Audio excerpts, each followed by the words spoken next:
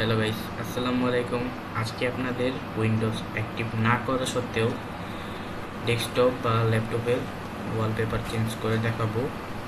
তো চলুন আমাদের কার্যকর শুরু করা যাক। সর্বপ্রথম আমরা এখান থেকে যাব সার্চ বারে, যেটা ল্যাপটপে বা ডেস্কটপ এখানে থাকে।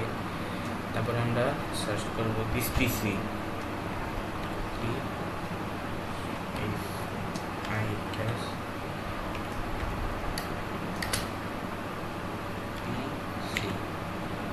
তো এখান থেকে আমরা দিস পিসিকে ওপেন করে নেব।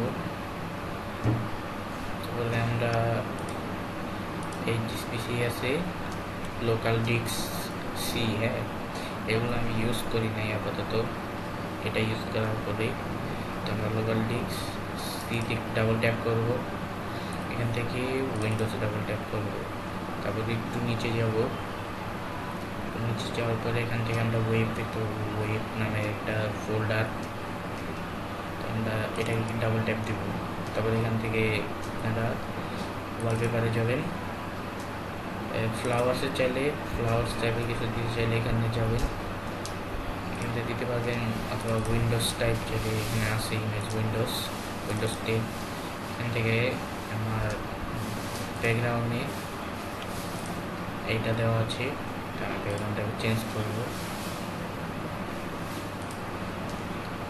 ব্যাকগ্রাউন্ডটাকে চেঞ্জ করবো, আমরা এইটাকে লাগাবো।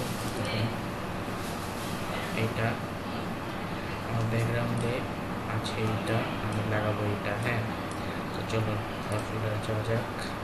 এখান থেকে আপনারা লেফট ক্লিক করবেন। লেফট ক্লিক করার পরে এই যে সেট অ্যাজ ডেস্কটপ ব্যাকগ্রাউন্ড, এখানে ক্লিক করবেন। ডাবল ক্লিক করলে নেট হয়ে যাবে। তো তারপর এখান থেকে ব্যাক দেবেন। ডেস্কটপের চেঞ্জ হয়ে গেছে।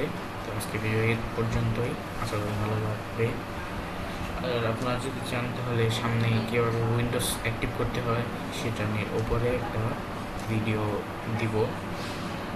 আজকের মতো এতটুকুই। আল্লাহ হাফিজ।